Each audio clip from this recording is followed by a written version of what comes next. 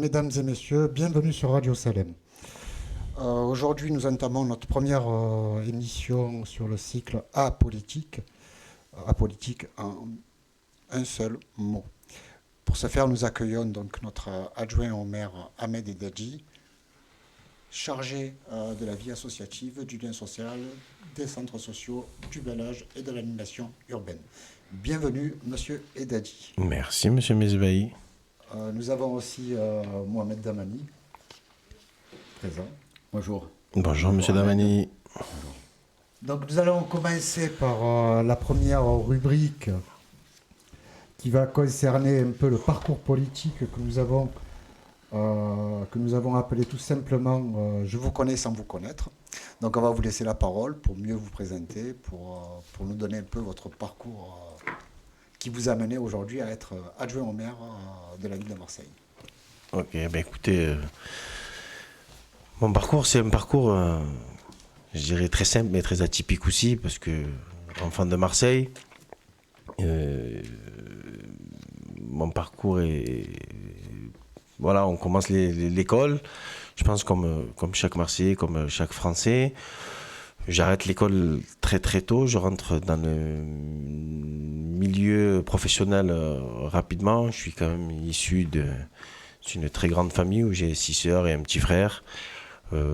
Après, chemin faisant, je fais des petits boulots par-ci par-là. Alors j'ai une expérience diverse et variée où j'ai travaillé dans des grandes surfaces, j'ai fait le ménage dans le métro, j'ai fait un tas de petits boulots et jusqu'au jour où j'intègre une entreprise privée dans le ramassage et dans le nettoiement des rues de Marseille. Il faut savoir que Marseille, on a 16 arrondissements, dont 5 qui sont gérés par les entreprises privées. Et j'ai bénéficié un petit peu parce que en 2004, la métropole avait prévu de privatiser le 16e arrondissement. J'ai fait 3 mois d'intérim, j'intègre cette société privée. Juste après, il fallait monter des sections syndicales. Toute nouvelle entreprise de plus de 10 salariés avait le droit de monter une section syndicale. Je choisis une étiquette syndicale, je me présente à ma première élection. Non, excusez-moi, pas ma première, parce que étant jeune au collège, j'étais conseiller de classe. Et je pense que défendre un petit peu des personnes et porter la parole de personnes qui des fois ne sont pas ou sont très mal écoutées, c'était quelque chose qui m'avait un petit peu pris. Et après, quand j'intègre cette entreprise, je deviens délégué syndical. Je suis nommé par le syndicat parce qu'à l'époque, vous étiez délégué syndical par nomination du syndicat. Aujourd'hui, les choses ont changé. Il faut faire, je crois, un peu plus de 10% pour être délégué syndical. Chemin faisant, il arrive 2009. 2009, il y a changement de patron, premier vrai combat en fait syndical où on a des marchés qui doivent changer et là le nouveau délégataire souhaite reprendre des salariés mais sans les avantages individuels et collectifs et ensemble on s'est battu. On a réussi à gagner, un petit peu les droits des salariés. Et ma vraie histoire politique, un petit peu moi à Marseille, c'est là qu'elle commence. Elle commence en 2009 quand je fais la rencontre d'une personne, et je ne dirai pas son nom, et si un jour il écoute la radio, je pense qu'il saura de qui je parle, et voilà, qui me dit pourquoi pas faire un peu de politique. Moi, c'était pas trop ma culture, et si mes souvenirs sont bons, jusqu'en 2008-2009, j'avais jamais voté de ma vie. Je n'étais même pas inscrit sur la liste électorale. Je sais pas, le gars m'a pris en sympathie, je lui ai très vite fait confiance, il m'a parlé, il m'a pris un petit peu sur son aile ou sur son épaule, je sais pas comment on dit, mais voilà quoi, c'est une rencontre en fait, et c'est une rencontre qui fait le début de ma carrière parce que je l'ai suivi, parce qu'il m'a conseillé, parce qu'il m'a dit ce qu'il fallait faire et ce qu'il fallait pas faire. Mais tout ça, il mettait pas des mots en fait. Et c'était ça qui était bien. C'est parce qu'il m'a transmis quelque chose avec un comportement et pas avec des mots. Et comme je suis quelqu'un de plutôt curieux et qui aime bien apprendre et qui aime bien l'inconnu, ça a été facile pour moi. Après, je l'ai suivi un petit peu dans dans des meetings politiques ou dans des mobilisations ou dans des samedis matins comme on appelle tous sur le pont. persuader les gens de voter pour soi, défendre un projet, défendre des idéaux. Ça me plaisait et je pense que j'avais cette facilité aussi de parler avec les gens et ça continue, ça continue, ça continue. Je fais un peu d'associatif, je suis un petit peu bénévole. Et la première fois où je suis candidat, en fait, c'est en 2014, sur la mairie des 4e et 5e arrondissements, quand le petit Marseillais que je suis, qui n'était pas prédestiné à devenir ni élu, ni adjoint au maire de la 2e ville de France, et que vous avez une ministre qui vous appelle, qui vous dit je voudrais que tu sois sur ma liste. On a l'impression que c'est pas vrai ou que c'est un canular, et on connaissait la confiance qu'on avait envers ces politiques-là, mais la personne que j'avais rencontrée en amont m'avait fait changer un petit peu la vision qu'on avait sur des politiques. Et je fais ma première élection, on perd. On perd et je me rappelle très bien parce que l'actuel maire de Marseille était quand même 2e de cette liste. On perd les élections, on avance doucement, doucement. Je me pose des questions, est-ce que c'est vraiment fait pour moi ou pas? Parce que j'aime bien mener des combats, mais les combats qu'on gagne, après, c'est vrai qu'en politique, on ne sait jamais le résultat parce que l'élection, c'est ni le samedi, ni le lundi, l'élection, c'est le dimanche. Et voilà, 2015, ça baisse un petit peu, je prends un petit peu de recul, je réfléchis, je me remets un petit peu en question, je continue mon petit train-train de vie où je bosse, où je travaille. Et voilà, une vie de ce qu'il y a de plus simple. Et après, fin 2015, c'est quelque chose qui me manquait en fait, qui me manquait à la rencontre des gens, aller parler avec les gens. C'était quelque chose qui me manquait et tout de suite, je remets le pied à l'étrier. Et je continue à militer de mon côté, doucement, doucement. Je me fais mon petit réseau avec les codes et ce qu'on m'a appris jusqu'à ce que, en 2019, si mes souvenirs sont bons, je rentre parce que je suis aussi président d'un parti politique qui est les Radicaux de Gauche. Je suis le président départemental. Alors, j'avais pas trop lâché parce que je montais très souvent à Paris pour essayer de voir un petit peu les copains et ce qui se passait dans les autres villes de France. Et après, quand j'ai eu ouï dire que le printemps marseillais était en train de se créer à Marseille, j'ai sauté l'occasion et voilà. Et ce qui fait qu'en 2020, je suis candidat, on gagne les élections et aujourd'hui, je vous ai résumé très rapidement, mais ce que j'ai vécu et ce que j'ai ressenti pendant toutes ces années, je pense qu'il faut plus d'une heure où j'aimerais bien pouvoir la raconter, mais c'est pas assez. Je vous ai fait juste les grandes lignes de mon petit parcours. Mohamed, tu veux intervenir ou je reprends la parole? Moi, je voulais, par rapport à votre enfance, à votre jeunesse, comme on dit souvent, c'est un peu à travers les origines sociales et culturelles qu'on arrive à reconnaître la personnalité d'un homme ou d'une femme. Et donc, je voulais savoir sur quoi reposaient un petit peu vos valeurs, la tradition dans laquelle vous avez vécu, si vous pouvez nous en dire deux mots. Ben, moi, je suis né à Marseille. Et depuis très jeune, quand on voulait moi m'assigner à tu es né à Marseille, tu es français, mais qu'est-ce que tu es? Je me refusais moi en fait de dire surtout la façon dont on me posait la question. Il y a des fois où c'était des questions qui étaient très naïves et qui étaient dans une discussion j'ai envie de dire courante, alors je répondais, mais quand je sentais qu'on avait besoin de connaître mes origines, je faisais en sorte de ne pas les dire.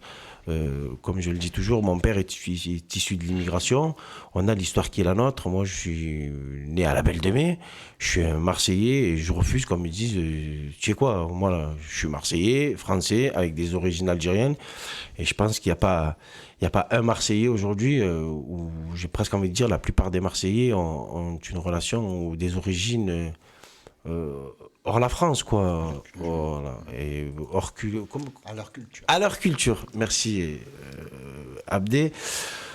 Voilà, quoi.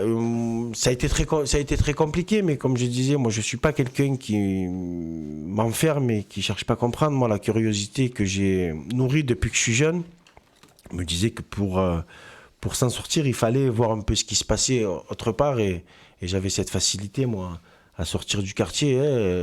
Il y a un directeur d'une association dans mon quartier qui nous a beaucoup aidés, qui nous a fait découvrir autre chose, qui nous a qui nous a montré qu'il se passait autre chose à part le quartier, quoi. Et l'intelligence que ce gars a eue, c'est de nous faire partir, en fait, que ce soit en sortie, en colonie de vacances ou quoi que ce soit, avec d'autres quartiers de la ville.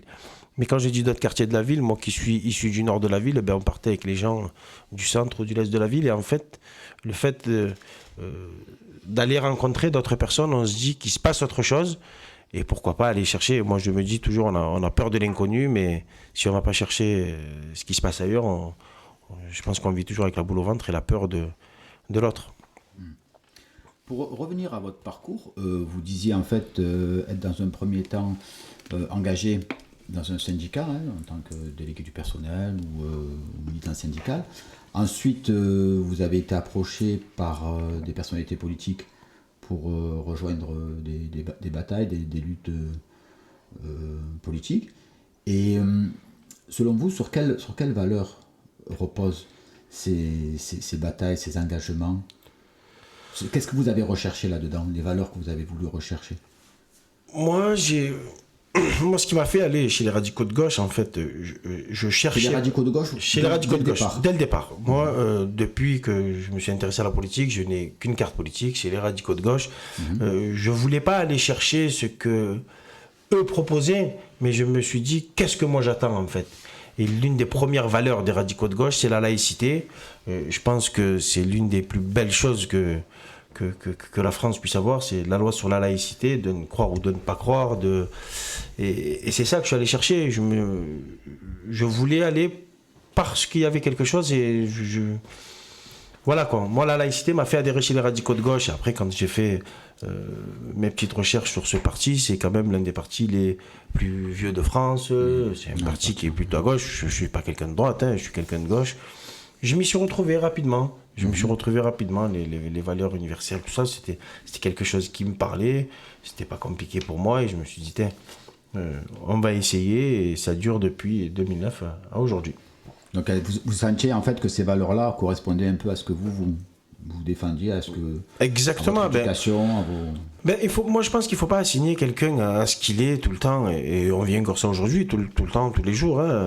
Vous savez, je suis adjoint au maire de Marseille, mais je ne vais pas dire qu'on reste des maghrébins, parce que je ne suis pas quelqu'un qui me victimise. Mais pour beaucoup, on est quand même encore illégitime, quoi. Et c'est tout ce travail et c'est pour ça que je suis allé dans ce parti. C'est parce que pour moi, les radicaux de gauche pouvaient donner la chance à des personnes avec une histoire qui est comme la mienne, de donner la chance de pouvoir réussir, quoi. Est-ce que à l'arrivée du printemps marseillais à Marseille en 2020, est-ce que vous pensez par rapport justement à cette population issue des quartiers populaires, est-ce que vous pensez qu'elle est suffisamment bien représentée au sein de la municipalité? Ou pas assez, ou trop, ou pas, après tout dépend moi je pense qu'il y a beaucoup de personnes issues de l'immigration aujourd'hui que ce qu'il y en a eu dans le passé. Que ce soit à gauche ou que ce soit à droite. Aujourd'hui, si on prend tous les élus, je vais parler du nord-africain, Maroc, Algérie, Tunisie. Oui, même Afrique subsaharienne. Même Afrique subsaharienne, on est quand même près de 17% de l'hémicycle. C'est quand même énorme. C'est la première fois. C'est la première fois. Ça n'existait pas. À l'époque, quand vous aviez un homme ou une femme des quartiers populaires, c'était déjà beaucoup. Aujourd'hui, vous avez des élus d'origine maghrébine qui sont élus dans le 6e et le 8e arrondissement, d'autres qui sont élus dans le 1-7, d'autres qui sont élus dans le 4-5. Ça n'existait pas. Et le printemps marseillais a permis, en fait, ça. Le printemps marseillais ne sont pas venus chercher des personnes avec une identité différente que ce qu'il est, le printemps marseillais. Si tu avais des idées à défendre et si tu croyais en ce que le printemps marseillais a créé, tu étais le bienvenu, en fait. Le printemps marseillais n'est pas venu chercher Ahmed Edadji parce qu'il s'appelait Ahmed Edadji. Le printemps marseillais est peut-être venu chercher tout simplement un militant associatif, politique et à l'époque syndical, quoi. Ok. Je t'en prie. Donc, une vocation précoce, si j'ai bien compris, monsieur Edadji, qui a fait qu'aujourd'hui vous êtes adjoint au maire. Si vous deviez, à un moment donné, éclairer le cheminement futur des administrés de la ville de Marseille, que vous avez dit pluriel, à son sens profond. Qu'est-ce que vous aimeriez dire à la jeunesse d'aujourd'hui qui malheureusement n'est pas impliquée dans la vie politique, et dans la vie politique et dans la ville de tous les jours au sens de la gestion de la ville? Ces habitants qui se sentent déclassés en quelque sorte. Moi, j'entends ce que vous dites, mais après, je pense que nous, pouvoirs publics, on doit faire ce travail-là pour aller vers ces habitants-là, mais vous savez, je pense que les habitants ou cette société civile dont vous parlez, elle a besoin aussi de mettre du sien.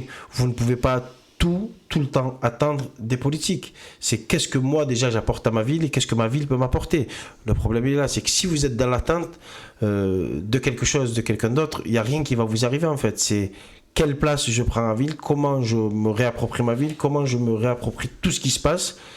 Et il y a du travail à faire, il y a jamais personne qui s'est réveillé un matin où il y a quelqu'un qui est venu taper à la porte pour lui dire si tu cherches du boulot, si on ne cherche pas du boulot, le boulot ne viendra pas vous chercher. Après, il faut se donner les moyens de le faire. Il faut que nous, politiques que nous sommes aujourd'hui, puissions créer en fait les conditions d'aller vers ces habitants-là, quoi. Hein. Et c'est le plus important parce qu'ils ont tellement été délaissés, tellement été montrés du doigt, tellement été pris en fait et stigmatisé, c'est énorme parce que je veux jamais rentrer dans ce sujet parce que moi c'est quelque chose qui m'irrite. On doit tous avoir sa chance à un moment donné de sa vie, mais je me dis que ces habitants puissent se monter, se structurer, aller chercher, aller voir un peu ce qui se passe ailleurs. Et vous inquiétez pas que moi dans la délégation qui est la même, je fais tout le temps et tous les jours pour aller vers ces habitants-là. Après, comme je leur dis très souvent aussi, parce que j'ai aussi mon franc-parler, je suis pas là pour faire à la place de quelqu'un. Nous, on est là pour structurer un petit peu les choses, pour essayer d'apporter un service public, pour essayer d'aller à leur rencontre au maximum. Mais après, on ne peut pas faire le bonheur des gens malgré eux, ça n'existe pas ça. Alors juste pour réaborder, parce que moi j'aime bien le terme de stigmatisation, avec tant d'idées fécondes au sein de la NUPES, au sein du Printemps Marseillais, et de la coalition Vert, tout ce qui compose aujourd'hui la majorité du maire actuel, comment on peut expliquer ce décalage de la fracture nord-sud? Bon, je sais que depuis un certain temps, vous y travaillez de manière générale pour amortir, je dirais bien pour amortir et non pas pour résorber, parce que il faudrait 2 décades supplémentaires pour pouvoir résorber le retard pris. Mais pour nos auditeurs, comment leur redonner espoir en vous? Il y a le premier magistrat, il y a ses adjoints. Comment on peut porter cet espoir dans nos quartiers, dans nos cités et dans les arrondissements? Si je prends le 2-3, qui est aujourd'hui le quartier le plus pauvre, le plus pauvre d'Europe, il y a un maire, il s'est investi, mais qu'est-ce qu'il faudrait faire de plus pour arriver à amortir le choc du retard pris? Après, je pense qu'il faut être réaliste et on ne peut pas, nous, en 3 ans d'exercice, rattraper 25 ans, et voire même beaucoup plus, parce que je pense que les quartiers et la frontière entre le nord et le sud n'a pas été créée à 25 ans, mais je pense qu'il y a beaucoup plus longtemps qu'elle est là. Très compliqué de... C'est quel service on apporte, quelle politique publique on apporte dans ces quartiers-là. Aujourd'hui, tout à l'heure, vous soulignez le 2e et 3e arrondissement, le maire de Marseille et le maire de secteur. Dans pas longtemps, j'espère très rapidement, vont inaugurer une bibliothèque.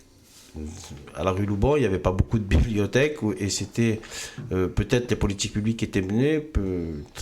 Par le passé, j'avais entendu une fois, quand on parlait de piscine, on nous avait dit que culturellement, dans ces quartiers-là, on ne nageait pas. Mais aujourd'hui, les politiques publiques qu'on veut mener, c'est que la culture, elle doit être pour tous, les piscines, elles doivent être pour tous. Mais on part de tellement loin. On pensait, même moi-même, le premier, je pensais qu'exercer mandat public, c'était quelque chose de facile, mais c'est quelque chose de, je dirais pas de très compliqué. Il faut avoir beaucoup de courage, beaucoup d'abnégation, beaucoup d'envie, beaucoup d'heures de travail pour faire en sorte de retourner vers ces gens-là. Après, bien sûr, on est quelques élus, on est 30 adjoints à la ville de Marseille, plus les conseils municipaux délégués. On essaie d'être au maximum sur le terrain pour montrer déjà à ces personnes qui ont été délaissées, on est là, on travaille, on essaye, vous savez, on est beaucoup dans la concertation, dans le partage des idées. On parlera tout à l'heure de la délégation qui est la mienne, mais moi je ne prends pas mes décisions les plus importantes. Quand il s'agit d'un certain sujet, j'essaie de faire participer et de construire les politiques publiques que l'on veut mener. Après, ces habitants-là, il faut qu'ils se disent aussi que la politique a changé, les élus ont changé. Donnez-nous le bénéfice du doute. On a été élu en 2020, les prochaines échéances électorales seront en 2026. Et si les Marseillais et Marseillais auront jugé qu'on a fait du travail, parce que vous preniez encore tout à l'heure le 2e et 3e arrondissement, il y a des écoles qui vont sortir, on est en train de travailler sur une piscine, il y a des terrains de proximité qui ont été créés. Voilà. Toujours dans ces idées progressistes que cette nouvelle mairie porte, je ne dis pas que l'intériorité n'avait pas ces idées progressistes, mais bon, chemin faisant, on peut comprendre en qualité de citoyen qu'on s'adresse toujours à son électorat. Hein. Donc dans ce sens-là, bon, l'électorat de gauche est dit de manière générale progressiste, à contrario de conservatisme pour les électorats de droite. Donc dans ces idées progressistes, vous avez pointé du doigt la culture, mais au niveau de l'éducation.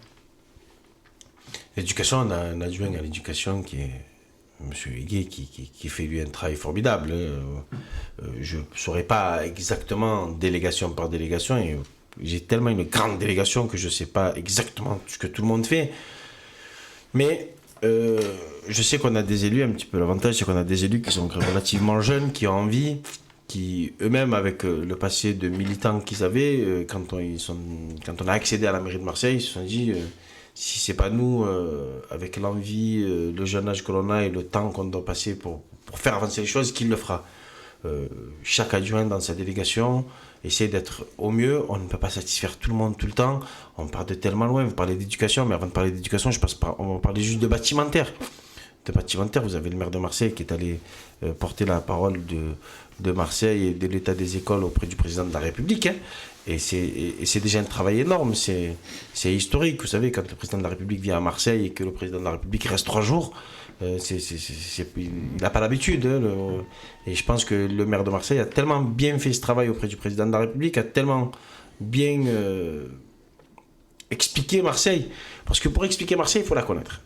On ne peut pas vouloir régler les problèmes de Marseille si vous ne connaissez pas Marseille. Et une chose est sûre, c'est que notre maire Benoît Payan est tellement passionné par sa ville qu'il la connaît très très bien. Après, on essaie de faire au mieux, c'est compliqué, on part de loin, on a 487 écoles, il y en a des nouvelles dans ces quartiers en fait qui sont dans un état lamentable où on a priorisé et on essaie d'avancer un petit peu au fur et à mesure. Donc vous faites référence à Marseille en grand, me semble-t-il. Donc on arrive dès à présent à mesurer l'impact, on va dire, positif au travers des chantiers que vous annoncez. Mais l'avantage, le truc de Marseille en grand, c'est qu'aujourd'hui, c'est des décisions qui sont prises. Après, tout le monde le sait, quand vous voulez construire une école, ça se fait pas en 3 jours. Quand vous voulez changer tout un quartier, ça se fait pas. Les décisions que l'on prend aujourd'hui avec Marseille en grand, c'est des projets qui verront le jour, certains, avant 2026, j'espère. Et je pense que sur un deuxième mandat, on verra les choses sortir de terre très rapidement. D'accord. Autre question. Vous faisiez référence à la laïcité. On sait que souvent cette laïcité est dépourvue de son sens profond, hein, parce que tout le monde parle de la laïcité, mais tout le monde ignore ce que c'est que la laïcité. Donc effectivement, on est dans une ville plurielle. À votre sens, dans cette ville plurielle, il manquerait quoi pour vraiment arriver à tisser du lien qui, au fur des décades, s'est délité. Donc nous avions des communautés, des vagues d'immigration, puisque Marseille s'est construit sur les vagues d'immigration. Au fur du temps, donc, ces liens sont délités. Qu'est-ce qu'il faudrait aujourd'hui construire pour qu'on puisse, à un moment donné, construire une véritable communauté de destin? La question n'est pas anodine, puisqu'on se rend compte que les principaux arrondissements, on va dire, composés de ces différentes identités culturelles, hein, je ne parle pas de cultuel, elle se décompose jusqu'à ce qu'on voit émerger la première force politique, entre guillemets, très populiste. Je ne vais pas citer parce qu'on ne va pas faire de pub, mais comment se fait-il qu'aujourd'hui, ces quartiers qui étaient à vocation de gauche appartiennent pratiquement aujourd'hui à l'extrême?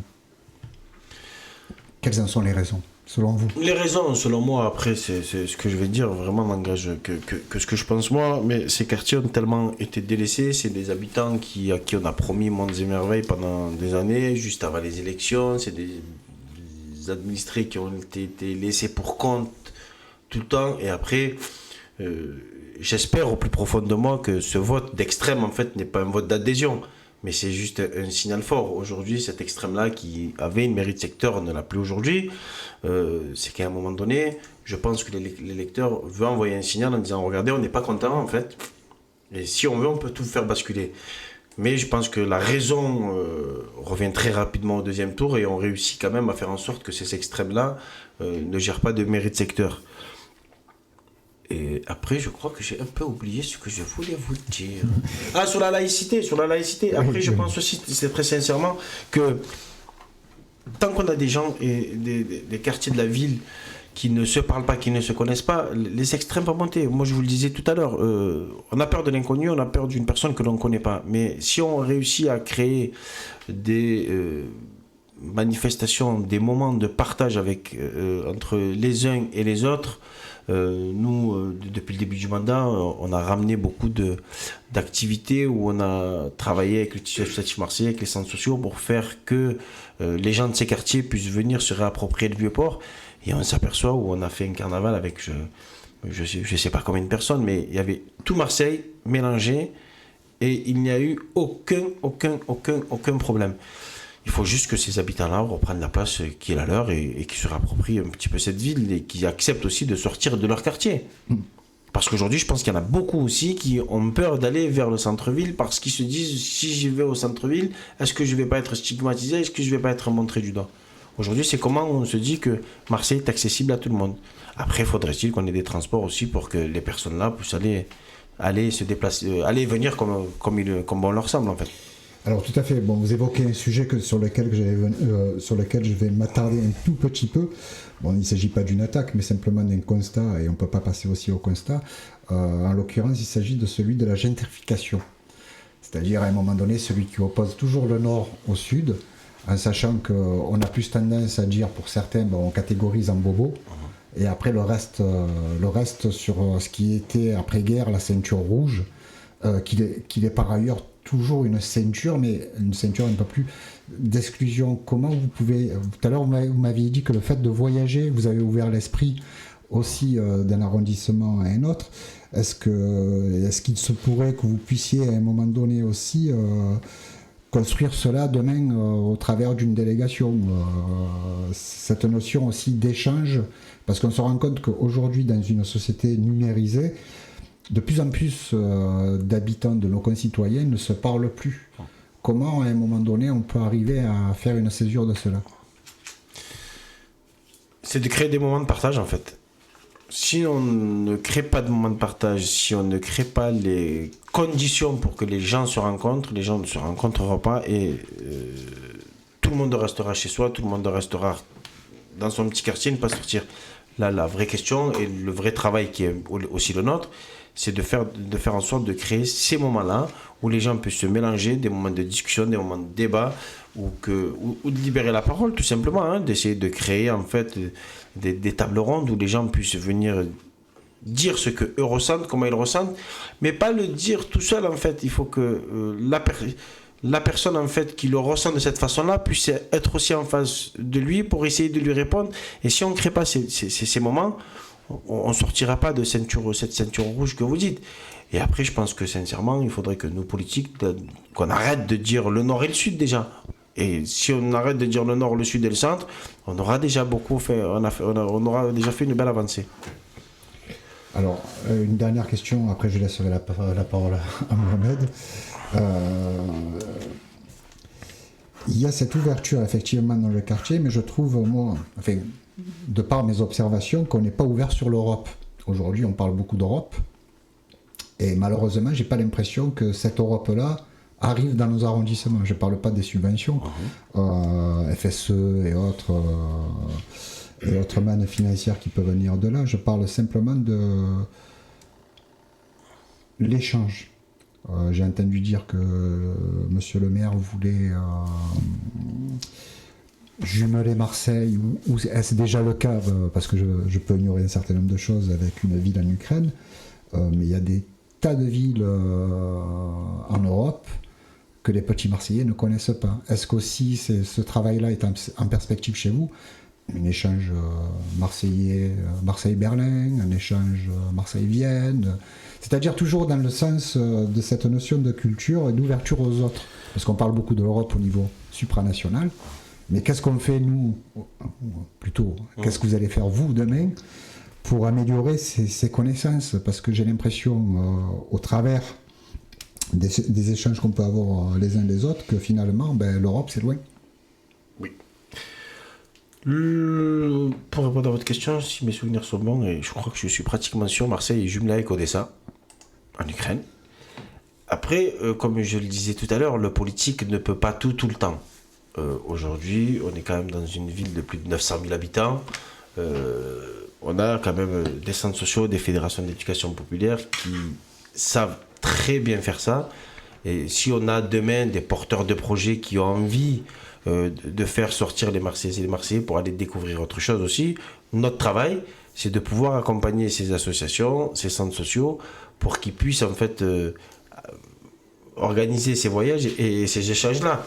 Après, si on a des fédérations d'éducation populaire qui, eux, ne sont pas demandeuses, et ou qu'elles ne sont demandeuses et que nous, on ne répond pas favorablement ou qu'on n'accompagne pas, là, je comprendrais. Mais après, la politique en elle-même ne peut pas tout aussi. Et on a quand même une tige associative très, très, très dense à Marseille. Je crois qu'on a plus de 25 000 associations déclarées en préfecture, c'est pas rien. Et voilà, nous, on est là aussi pour accompagner les porteurs de projets dans ce sens-là. Parce que si la mairie de Marseille devait s'occuper de porter tout le monde pour faire découvrir, pour faire des échanges, parce que le vrai travail du maire, c'est de créer en fait le pont entre Marseille et Berlin, et que d'autres personnes puissent se saisir en fait de ces dispositifs-là pour s'inscrire dans ces échanges. Toujours dans le sens de votre délégation, là, on va parler un peu plus des problématiques. Je ne vais pas vous demander de résoudre aujourd'hui au travers du micro les problématiques rencontrées par nos habitants et nos concitoyens, mais on ne peut pas passer à côté de cette année qui a été très morbide, on va dire, dans les règlements de compte, et surtout qui touche l'ensemble des quartiers nord de Marseille. Donc un véritable sentiment d'insécurité pour certains. Je dis sentiment ou même vécu pour certains. Donc je sais que c'est pas nouveau. Donc sur cet axe-là, au travers des discussions que vous pouvez avoir dans l'hémicycle, ou avec le maire lui-même, ou avec vos collègues, vous sentez la chose comment? Vous savez, on n'est jamais content quand vous avez un petit Marseillais qui décède par balle, parce que on se dit aussi qu'est-ce qu'on n'a pas fait, nous, pour que ces personnes-là puissent tomber dans le réseau. C'est un problème, sincèrement, et je ne vais pas jeter la pierre pour dire c'est pas des compétences de la mairie, c'est des compétences de l'État, c'est la préfecture de police, c'est pas ça. C'est que moi, depuis que je suis arrivé aux affaires, la question c'est quelle politique publique on peut mener pour faire en sorte de sauver ce que l'on peut sauver. Marseille, historiquement, on sait ce qui se passait à Marseille dans les années 60, dans les années 80. Certes, je pense qu'on ne va pas régler tous les problèmes. Mais si on pouvait ne sauver qu'une seule âme, et pour éviter qu'une seule maman cesse de pleurer son enfant parce qu'il est mort par balle, on le fera. Mais à aujourd'hui, pour être transparent avec vous, moi, la solution, je ne l'ai pas. Je pense qu'il y a un travail collectif à faire. Il y a un vrai travail de commencer par l'école, après l'école. Comment on occupe ces gamins, en fait, de 8h30 du matin jusqu'à 19h le soir. Parce que si vous montez des politiques publiques et que vous quittez la cité à 18h et qu'il n'y a plus personne pour s'occuper de ces gamins-là, c'est sûr que qui vont être pris un petit peu dans cet engrenage de chouf et de ce trafic de stupéfiants. C'est pour ça que l'une des choses que j'ai fait, tout de suite quand on est arrivé, je me suis aperçu que les centres sociaux fermaient au mois d'août. Je me suis dit, mais c'est dingue, un centre social ne peut pas fermer au mois d'août. Le rôle du centre social, c'est d'être là, présent quand personne n'est là, et le centre social ferme au mois d'août. Même s'ils sont régis par la convention cadre et qu'on n'a pas le pouvoir d'imposer quoi que ce soit aux centres sociaux, ce qu'on a fait, c'est qu'avec la ville de Marseille, avec la CAF, avec l'État, on a réussi à trouver des crédits pour faire en sorte de leur donner les moyens de rester ouverts. Et beaucoup de centres sociaux, et surtout dans ces quartiers-là, sont restés ouverts tout au long du mois d'août, pour éviter que 1, 2, 3 personnes se perdent entre le 1er août et le 31 août. Parce qu'il n'y a rien de plus compliqué à un centre social, je pense, de quitter le terrain et de revenir. Parce que quand vous arrivez au mois de septembre, je pense qu'il est très, très, très compliqué de se réapproprier le quartier. Vous avez anticipé ma question, monsieur Dali. Oui. Donc effectivement, c'est une très bonne initiative. Moi-même, ne comprenant pas pourquoi les centres sociaux étaient fermés le mois d'août. Mais bon, puisque vous avez éludé la question, on va y passer. C'est une très très bonne chose, effectivement. Mais est-ce que dans ce questionnement qui est lié à ces trafics, on va dire, de drogue qui sont posés aujourd'hui, où on voit même aujourd'hui un certain nombre de dealers devenir des dealeuses, puisqu'aujourd'hui même les filles s'y mettent, est-ce que vous pensez que c'est le manque de perspective qui fait qu'on arrive à ce cheminement, ou est-ce qu'on ne prend pas assez tôt le temps d'observer et d'étudier véritablement un quartier de manière sociologique? Parce qu'aujourd'hui, effectivement, on oppose un certain nombre de choses à ces trafics, mais est-ce qu'il y a eu une véritable étude sur ce qu'on peut vivre à la Castellane, au Castellas, à la Bricarde, aux Égalades? Comment, à un moment donné, on peut définir un territoire sans vraiment le connaître? C'est-à-dire que demain, on appelle l'armée, ça a été une idée, tout à fait respectable. Mais est-ce que la répression n'est pas aussi, je vais choisir mon terme, un frein à l'intégration? Parce qu'effectivement, quand on a des quarts de CRS qui font les angles d'une cité, généralement, c'est les habitants qui sont embêtés. Donc comment on peut conjuguer cet aspect sécuritaire, la volonté de ces habitants-là aussi qui réclament de la police et de la sécurité, qui se sentent en insécurité, comment arriver à gérer ce fléau? Parce que c'est vrai, c'est un véritable fléau aujourd'hui. Après, pour l'emplacement des CRS, cœur de quartier, ça, pour le coup, j'ai envie de vous dire, on appelle la préfète de police, on lui explique de quelle façon elle voit l'insécurité à Marseille. Où je vous rejoins, c'est que quand on fait une étude d'un quartier, de la sociologie, de qui vit pas, la tranche d'âge, est-ce que les gens travaillent, le taux de chômage, si vous arrivez et que vous ne questionnez pas en fait les habitants et que vous faites votre étude de votre bureau, votre étude elle servira à rien en fait. Pour que l'étude je pense, après je ne sais pas de quelle façon sont faites les études, mais si vous ne posez pas la question aux habitants et que vous ne venez pas en fait vous imprégner de ce que les gens vivent, je ne dis pas que vous ne pouvez pas régler de solution si vous n'avez pas vécu la situation. Pas du tout. Mais à un moment donné, faire participer les habitants, prendre le vrai ressenti des habitants, travailler avec les acteurs locaux, poser des questions aux bonnes personnes, je pense que ça peut beaucoup aider. Après, si c'est pour faire une étude, ça sera une étude de plus, quoi. On perdra notre temps. Là, la vraie solution, c'est comment on fait. Et je vous le dis, je ne l'ai pas. Il y a des associations qui se sont créées, qui s'occupent des familles des victimes. Il y a des associations qui essaient d'occuper au mieux les jeunes. Mais vous savez, le pouvoir de la rue est quand même énorme. Alors, c'est sur le terme « occuper » justement que je vais vous reprendre. Parce qu'effectivement, la plupart des actions qui sont construites, c'est de l'occupation. Enfin, si je puis le résumer ici. Mais il y a beaucoup d'occupationnels et de prise en charge après, on va dire, prévention primaire, secondaire et tertiaire, et on arrive au résultat qui est le nôtre dans les territoires. Mais moi, je voulais rebondir beaucoup plus sur la participation citoyenne. Un peu l'émergence politique comme elle s'est faite. C'est-à-dire aujourd'hui, il y a une cité qui à un moment donné a pris le problème à bras le corps en bloquant la cité. Je ne vais pas la citer. Mais est-ce que... Dans le 11e, je crois, non? Exactement. Est-ce que cette démarche où les habitants font le nécessaire en place et lieu des forces de l'ordre, est-ce que c'est pour vous, vous le voyez comment, comme un bienfait, ou est-ce que vous dites que là, le régalien n'a pas su faire son devoir de régalien, c'est-à-dire que la police est là pour faire ce travail-là et c'est pas à l'habitant de le faire, parce qu'on retrouve ce même principe dans la vie associative. Vous faisiez référence tout à l'heure à 25 000 associations à Marseille, c'est énorme effectivement. Moi je suis pour l'associatif, hein, bien entendu. Mais est-ce qu'on n'a pas trop tendance aujourd'hui, j'y parle pas de la mairie de Marseille, à déléguer un certain nombre de choses à des associations qui se retrouvent sans moyens, qui sont obligées de se débатouiller, qui ne comptent pas leurs heures, et qui le font souvent en place et lieu des institutions. Ça, c'est une question peut-être aussi sur laquelle il faudrait mettre un focus. Peut-être, je ne sais pas, je vous pose la question. Pour revenir à ce qui s'est passé dans le 11e arrondissement, je pense que je vais jeter la pierre sur personne, mais je pense que les personnes concernées auraient dû se saisir en fait de cette mobilisation des habitants pour les mettre autour de la table et pour essayer déjà de trouver des solutions. Parce que quand vous ne vivez pas, comme je disais tout à l'heure, dans un quartier comme vous le vivez, vous ne pouvez pas prendre de bonnes décisions. Je ne sais pas ce qui s'est passé, moi, après cette mobilisation. Je ne sais pas s'ils ont été reçus par la préfecture, pour qui c'est le devoir régalien de s'occuper de la sécurité dans les quartiers. Moi, je ne sais pas ce qui s'est passé. Et si c'est rien passé, je trouverais ça dommage.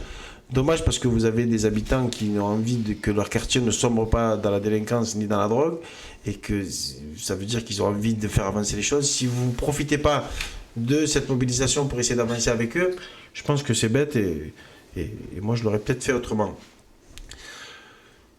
Pour en revenir aux associations, bien sûr que il m'est arrivé très souvent de dire que quand une association se crée, c'est peut-être parce que les pouvoirs publics ne sont pas à leur place. Mais après, pas toutes les associations viennent se substituer aussi au pouvoir public. Quand vous êtes une association sportive, les pouvoirs publics ne sont pas là aussi pour créer des clubs de foot ou créer des clubs de jazz ou créer ça à un moment donné. Ben si nous, on n'est pas de partout, c'est comment on leur donne les moyens en fait de bien faire leur travail. Parce que la plupart du temps, il y a beaucoup de bénévoles. C'est des personnes qui délaissent leurs femmes, leurs enfants ou leurs maris et leur foyer le week-end compris. Et je pense qu'on ne peut pas rester insensible déjà à leur engagement et de faire en sorte de leur donner les moyens pour que leur action en fait ait du sens et de les stabiliser dans ce qu'ils font en fait. Alors, en termes de moyens, moi je sais que vous avez cette délégation. Donc est-ce que vous avez donné un sens nouveau, une impulsion vous pouvez m'en dire plus? Nous, en gros, qu'est-ce qui fait la particularité de votre mandat?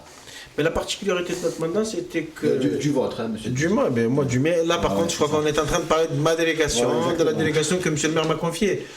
Nous, très rapidement, quand j'ai vu de quelle façon étaient traités les dossiers, et très souvent, quand je parle à des associations marseillaises, et qu'on leur dit que la mairie de Marseille est là pour les accompagner, pour les aider, ils nous disent, mais vous savez, nous, on a déjà fait des demandes, on ne nous a jamais rien donné. Déjà, ça, c'est... ils perdent très vite espoir et ils ne font plus de demandes. On s'est aperçu qu'il y a des associations qui sont des super grosses associations qui ont l'habitude de monter des dossiers de subvention, des dossiers qui sont complets, qui savent faire, des gens qui savent faire tout simplement, et pour qui c'est souvent le métier aussi. Hein. Mais nous, le travail qu'on a fait depuis qu'on est là, c'est qu'on est allé à la rencontre de ces associations. On a pris... on est passé par les centres sociaux, on est passé par les mairies de secteur, on a fait par les maires de secteur qui ont bien voulu nous répondre.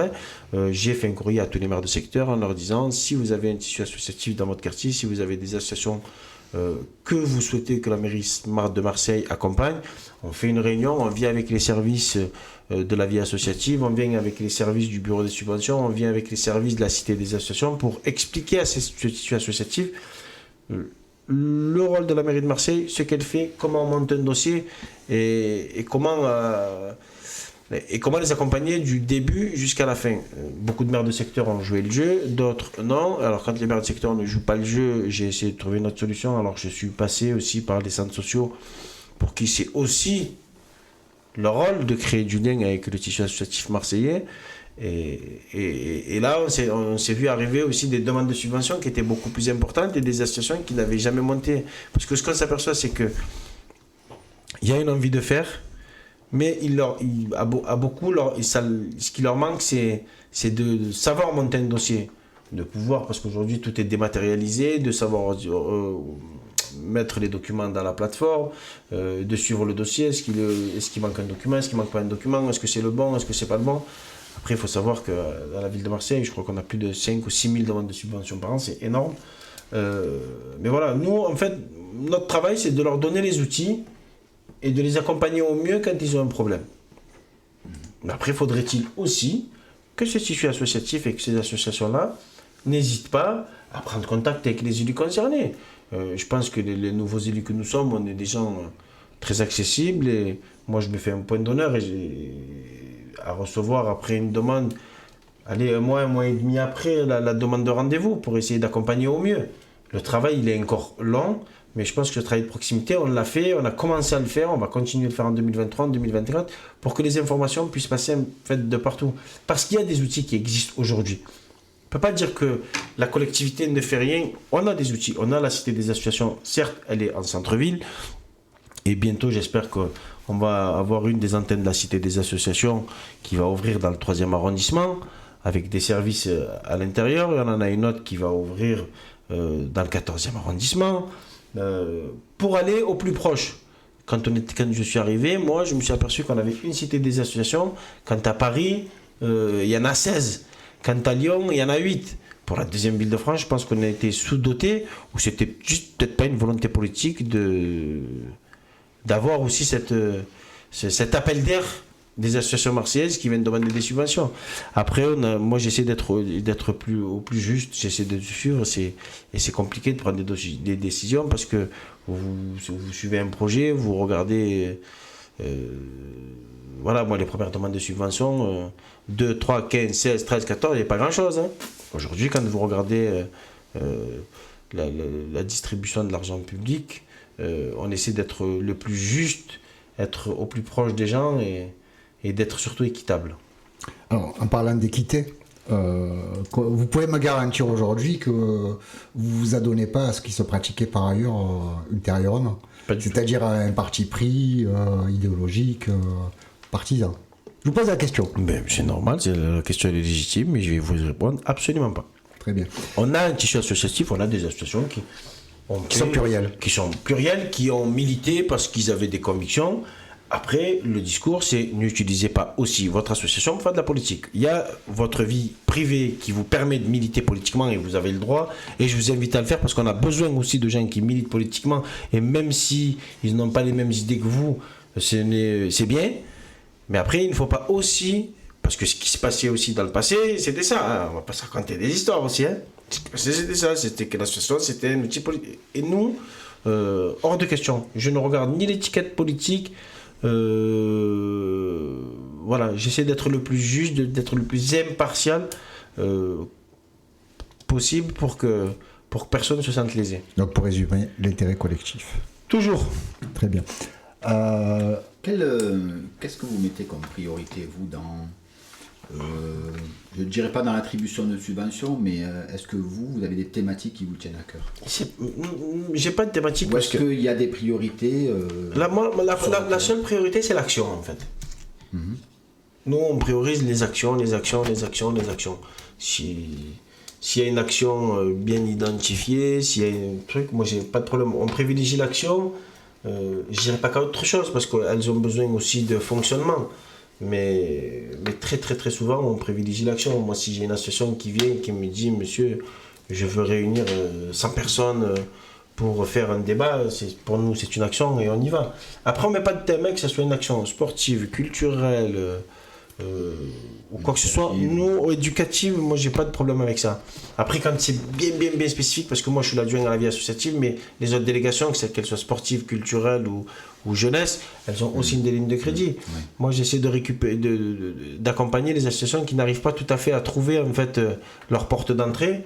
Et quand c'est vraiment culturel, ben on redirige vers l'adjoint à la culture. Quand c'est sportif, vers l'adjoint au sport et voilà. On a beaucoup d'associations justement qui nous parlent en nous disant qu'ils ont parfois du mal justement à monter des dossiers, à connaître les différentes sources de financement en fonction des fléchages. Et, parce qu'on sait pertinemment que les professionnels comme les centres sociaux, les maisons de quartier, eux ils ont des professionnels, ils sont habitués au montage de dossiers. Est-ce que là vous faites vous avez des services spécialisés, si là maintenant on veut dire à nos auditeurs, nos auditrices qu'ils auront accès peut-être à un service municipal pour les accompagner 93 la Canebière pour le montage de dossier, pour tout renseignement, 93 la Canebière, Maison des associations, parce qu'à l'époque ça s'appelait Cité des associations et on va changer de nom, ça va s'appeler la Maison des associations. Vous avez un personnel municipal qui est là à votre disposition, qui est là pour toutes les questions, qu'elles soient... Il n'y a pas de questions bêtes. Il y a un accompagnement numérique qui se fait sur place, il y a des journées de formation qui se font sur place, il y a un tas de choses. Mais comme je le disais tout à l'heure, après, il faut que ces associations-là aussi puissent se saisir des outils que la mairie de Marseille leur met à disposition. Ça m'est arrivé de parler avec des associations, quand je leur dis, il faut que tu ailles à la Canebière, on me dit, c'est loin la Canebière. Et oui, mais après, à un moment donné, il y a deux solutions. Soit tu veux faire avancer les choses, soit tu ne veux pas faire avancer les choses. Si tu as besoin d'accompagnement et de renseignement, tu viens. Parce que nous, on fait tous les premiers mercredis du mois, on a appelé ça les apéros associatifs. Parce qu'après, il ne s'agit pas que d'avoir des subventions. Nous, tous les premiers mercredis, on fait venir tout le tissu. Des problèmes de locaux, des problèmes de... c'est le problème le plus important et c'est très, très, très, très compliqué, les locaux. Mais les apéros associatifs, c'est aussi pour que les tissus associatifs marseillais puissent se rencontrer. Parce que des fois, au lieu de demander une subvention, mais vous avez un petit peu d'échange de bons procédés en disant moi je fais de la musique, moi je fais ça, comment on s'aide. C'est aussi de créer le lien interassociation pour qu'ils puissent s'entraider entre eux. Ça, on l'a vu avec ce que j'ai vécu déjà depuis qu'on est là. C'est arrivé, il y a des associations qui ont commencé à se parler. Il y en a qui font de l'insertion, il y en a qui font du FLE, il y en a qui ont besoin du FLE mais qui ne savaient pas où il fallait aller. Alors ils appellent l'association et chacun intervient les uns un peu envers les autres. Et vous, à ce niveau-là, comment vous travaillez avec les autres institutions la vie associative, les centres sociaux, c'est quand même autour, il y a différents partenaires. La transversalité de la politique de la ville, quand on sait que l'État, les départements, la métropole, la région, est-ce que vous arrivez à vous rencontrer, à travailler ensemble et avoir des méthodes d'organisation à ce niveau-là? La méthode qui est la plus simple, qui est la plus identifiée, c'est quand même... après, je ne parlerai pas de la politique de la ville parce que ce n'est pas moi l'élu, c'est Mme Gatien qui s'occupe de ça. Mais concernant la Convention 4, comme c'est bien défini, on sait qui mène, on sait comment ça se passe, c'est facile. Mais c'est vrai qu'il est très très compliqué des fois de discuter avec les autres institutions. Comme elles n'ont pas la même couleur politique que vous, c'est très très compliqué. C'est dommage parce qu'une fois de plus, on prend les administrés en otage, on prend les associations en otage. Si vous les recevez, vous, l'autre institution va dire ouais mais c'est bon, il vous a reçu, moi tu parles pas avec moi. On est arrivé, nous, nouvelle municipalité, beaucoup de nouveaux élus, mais dans d'autres institutions, vous avez encore d'anciens élus qui fonctionnent encore comme ça, et c'est compliqué encore de pouvoir discuter avec eux. Des fois c'est simple, mais très souvent c'est pas simple.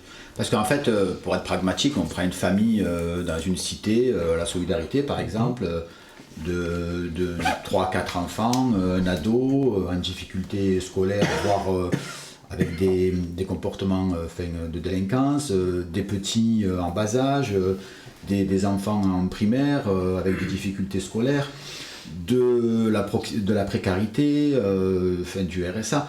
Donc du coup, là, en fait, dans une famille, parfois, on a toutes les institutions qui doivent être mobilisées. Et là, visiblement, c'est difficile, du coup, pour mobiliser toutes ces institutions-là, parce que on sent à chaque fois que la politique est compartimentée. Vous voyez, il y a un département qui va s'occuper de la petite enfance, un autre qui va s'occuper de la famille, un autre qui va s'occuper de la maman, l'autre qui va s'occuper des ados, l'autre qui va s'occuper du sport, de la culture. Mais en fait, la famille, c'est pas sectorisé, c'est un tout. Une famille, c'est un tout, d'accord. Après, j'ai l'impression qu'on a toujours ces difficultés. Il y a toujours ces difficultés, mais après, c'est vrai, vous m'avez pris le cas de la solidarité, où on a quand même le centre social, où on essaie de lui donner les moyens, de faire intervenir, de trouver des partenariats avec les autres institutions, mais il faut être clair, c'est pas facile. C'est pas facile. Si déjà chaque institution pouvait prendre sa responsabilité, les publics qu'il a en charge, aujourd'hui, malheureusement, ça se passe pas. Nous, à la mairie de Marseille, je sais qu'il y a on s'occupe aussi des dossiers d'RSA avec le CCAS et tout. c'est pas le rôle du CCAS non plus, c'est le rôle du département. C'est le département, il y a un partenariat qui est fait, mais très souvent, c'est très compliqué, parce qu'en fait, personne ne veut mettre de l'eau dans son vin et personne ne veut regarder l'intérêt commun, en fait. Il est là le problème. D'accord. Mais on essaye, hein. On essaye, ça m'est arrivé, moi, pour la Convention cadre des centres sociaux, j'ai écrit à tous les maires du département, j'ai écrit au vice-président, j'ai essayé d'aller voir à la région. Mais après, quand la région vous dit, moi, c'est pas ma compétence, je laisse. Ok, ben si tu pouvais t'accrocher. On parlera certainement de la Convention cadre après, mais certes, la compétence Convention cadre, c'est pas la compétence de la région, mais la jeunesse et la formation, c'est quand même la compétence de la Convention, et on en parlera tout à l'heure pour essayer de développer un petit peu, quoi. On peut toujours trouver une porte d'entrée si on la cherche. Alors, après, faudrait-il l'ouvrir. Justement, bon, quand une institution dit c'est pas ma compétence, mais on peut avoir une compétence volontariste, est-ce que c'est pas un choix à un moment donné, on va dire, électoraliste? Parce qu'à un moment donné, faire de la solidarité, c'est pas très à la mode aujourd'hui, me semble-t-il. Ben, c'est pas très à la mode. Après, je vais prendre les paroles que le maire de Marseille dit souvent, c'est parce que peut-être que ces gens-là ne votent pas ou votent mal, en fait.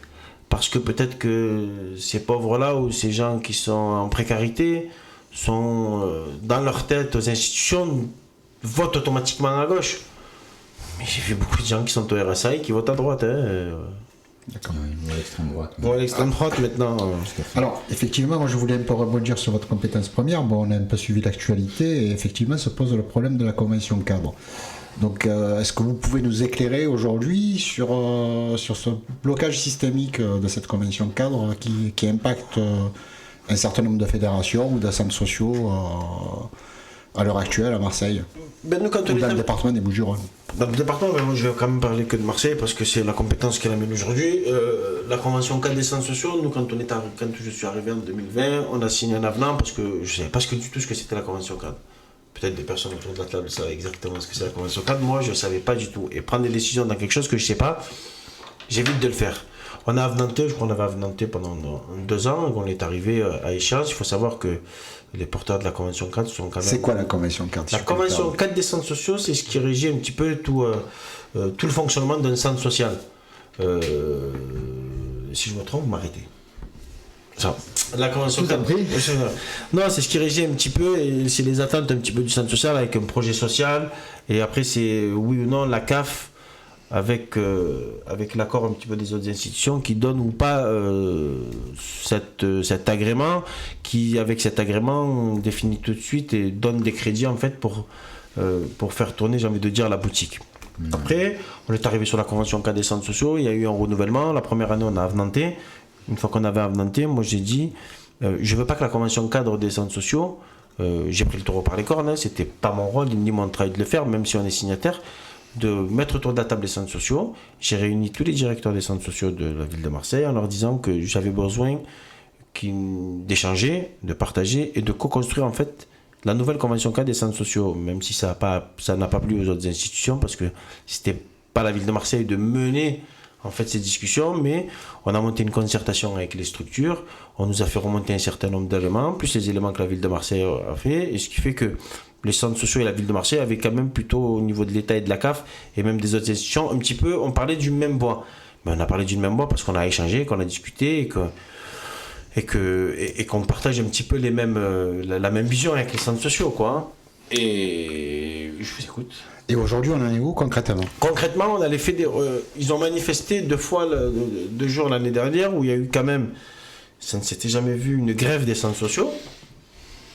Ils se sont mobilisés, ils ont fermé les centres sociaux, c'est pas rien. Hein, de demander à un travailleur social de fermer un centre social, c'est pas rien.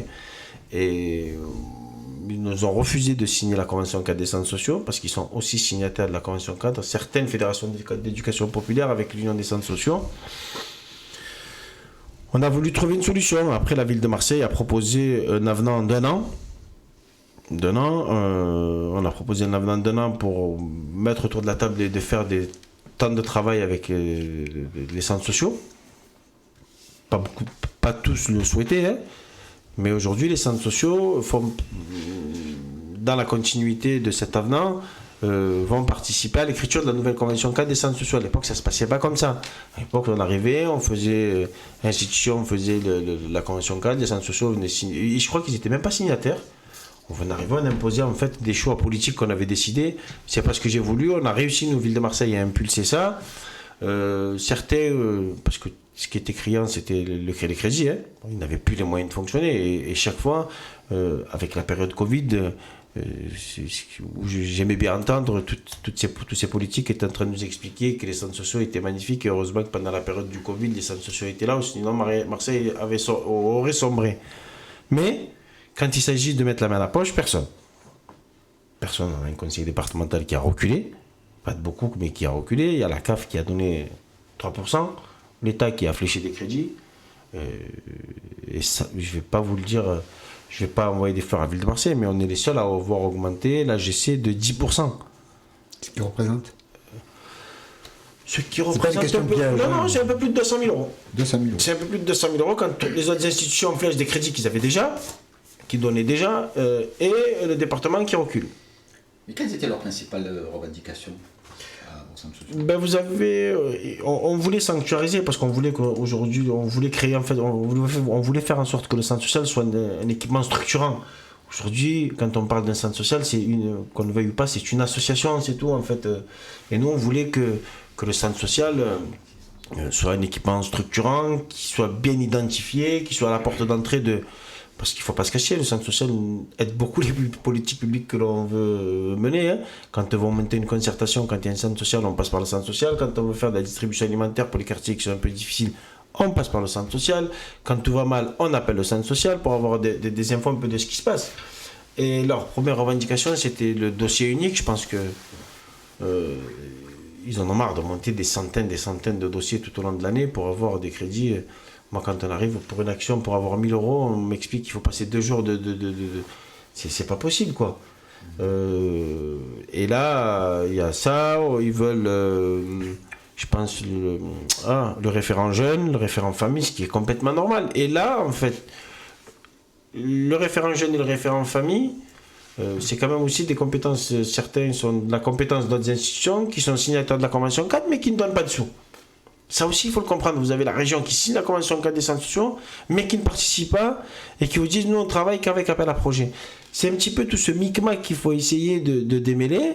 J'ai essayé de discuter avec eux, mais je crois qu'ils n'ont même plus de vice-président délégué aux centres sociaux. Ça veut dire que. On ne sait plus où on va et c'est compliqué. Et en fait, on s'est donné 1 an pour discuter, pour essayer de trouver des solutions à la fin de l'année. Donc, donc pour rebondir un peu sur le sujet, il y a le parti pris de la solidarité. Bon, toute force de progrès est pour la solidarité et pour la richesse partagée, ce qui est le fondement même du partage pour ces arrondissements qui sont effectivement à la marge, je le souligne, à la marge. Donc effectivement, on constate aussi que les bel âge... Beaucoup d'associations nous ont fait remonter que pendant la période du Covid, un certain nombre de personnes âgées étaient sous aide médicale, positionnées. Je parle de personnes âgées, travailleurs immigrés qui sont dans les foyers, par exemple. Et on constate que dans le 15-16, que ce secteur est dépourvu de tout équipement pour le bel âge. Comment on peut expliquer cela aujourd'hui, alors que tous les arrondissements de Marseille ont un équipement bel âge, selon vous? Quand vous dites équipement du bel âge, parce qu'après... C'est le département, c'est non ? C'est le département. On en revient à ce qu'on disait tout à l'heure. Pourquoi ? C'est une volonté politique. Vous avez des maisons du bel âge, où dans certains quartiers, vous en avez un à chaque coin de rue, et à des quartiers comme le 15-16, où vous n'en avez pas du tout. Et dans des quartiers où on espérait pouvoir gagner quelque chose, on en a créé. Mais oui, il y avait à l'époque même comment on appelle ça ? Les maisons du bel âge, est-ce que c'est ce qu'on appelait à l'époque l'entraide ? C'est ça ? Non, c'est encore autre chose. Il y a l'entraide Solidarité 13 qui est une chose. Il y a les maisons du bel âge créées par le département qui en est une autre. Mais si vous prenez la cartographie des maisons du bel âge sur toute la ville de Marseille, vous comprenez très vite ce qui se passe, quoi. Il n'y en a pas une dans les quartiers nord. Nous, ville de Marseille, ce qu'on a fait, c'est qu'on avait des clubs seniors qui étaient gérés par le CCAS. Qu'on a récupéré en régie, et toujours pareil. Quand on est arrivé, quand j'ai regardé la cartographie, c'est toujours pareil. Vous aviez la maison des seniors là, ville de Marseille, plus vous aviez la maison du Bel Âge, plus vous aviez... voilà, c'était concentré dans certains quartiers. Aujourd'hui, le vrai travail que moi je dois faire, parce que je suis aussi l'adjoint senior, c'est d'essayer de créer ces clubs seniors aussi dans ces quartiers où il n'y en a pas. Après... J'en ai connu il y en avait un à Saint-Louis. À Saint-Louis. À Saint-Louis. J'ai connu l'annexe qu'il y avait à Denis Papin. Exact. Ben, tout ça, ils n'existent plus. Tout ça a été rayé, on va dire, de la carte. D'un revers de main. Alors, moi je reste perplexe parce que effectivement, quand j'observe... C'était CCAS là. C'était CCAS. Ok. C'était CCAS. Donc effectivement, bon, il y a cette entraide pour les personnes âgées qui me semble quand même primordiale, et surtout pour ces personnes qui sont issues de l'immigration, qui ont fait toute leur carrière et qui se retrouvent aujourd'hui dans des foyers et qui sont souvent sans moyens. Donc moi, la question que je vous pose, c'est est-ce que vous arriverez sur la mandature à corriger, on va dire, cet aspect négatif de la chose? Corriger, si on pouvait rectifier déjà à la marge. Si on pouvait, moi, si je pouvais, après, on est en train de travailler avec les services pour savoir ce qu'on est en capacité de faire, ce qu'on n'est pas en capacité de faire, où on veut les placer. Parce que là aussi, le vrai travail, c'est d'aller voir les maires de secteur, de dire où vous les voyez, parce que même s'il n'y a plus de maison du Bel Âge, il y a quand même les mairies de secteur qui ont, avec leur CMA pour certains, leur maison d'arrondissement, leur maison municipale d'arrondissement, où il y a quand même des sections du Bel Âge. C'est peut-être de réfléchir avec les maires de secteur, de dire si vous manque une maison un club senior, où souhaitez-vous qu'on le place? Parce qu'une fois de plus, la décision, c'est facile pour moi de prendre une carte et de mettre un point et de dire je la veux là. Il faudrait qu'on trouve le bâtiment, il faudrait qu'on demande au maire de secteur et l'adjoint de secteur où il a envie que ça se place et qu'on travaille en fait collectivement pour essayer de trouver des bonnes solutions. Mais bien sûr, il faudra en recréer dans le 15-16, il faudra en recréer une dans le 15 et une dans le 16. Alors, moi, j'ai mon point de vue. Toujours dans la relation liée au CCS, il me semble avoir lu et même avoir vu, puisque je regarde aussi quelquefois le conseil municipal, qu'il y a eu une rallonge substantielle en financement. Donc un peu plus de moyens. Un peu plus d'1 million d'euros, je crois. Exactement. Donc je vous laisse dire le chiffre. Donc ce million d'euros, est-ce que, comme dirait Mohamed, vous l'avez fléché? Est-ce que vous avez des objectifs? Si oui, lesquels? Pour quelle ambition? Parce que million d'euros, là, toujours pareil, M. Mesbaï, je ne vais pas parler de la délégation de quelqu'un d'autre. Je suis administrateur du CCAS et je sais... j'ai rarement vu des élus aussi qui travaillent et qui étaient pris, parce que la délégation de la solidarité, je pense que c'est pas la plus simple et je pense que c'est la plus difficile. Parce que travailler tout au long de l'année avec les personnes en grande précarité, travailler avec les personnes qui dorment dans la rue, c'est compliqué. Mais je sais que l'adjointe à la solidarité, la première vice-présidente, Madame Garino, fait un travail de dingue. Elle est partie chercher des crédits de l'État, il y a les sous de la ville de Marseille, elle a fait un boulot énorme pour nous donner plus les moyens au CCAS, d'accompagner les personnes les plus en difficulté. Mais pour être transparent avec vous... on n'a pas encore le fléchage. Non, il y a un certain fléchage, parce que l'autre jour j'ai participé à une réunion, mais vous dire exactement sur les lignes, je ne saurais pas. Mais je sais qu'il y a un très très grand travail qui est fait, et le fait que ce soit elle qui ait cette délégation, je ne suis absolument pas inquiet de la façon dont ça va être. Et pour le coup, l'équité des territoires, l'équité des populations, avec elle, je ne suis pas du tout inquiet. Très bien. Alors, pour le Bel Âge, donc des perspectives.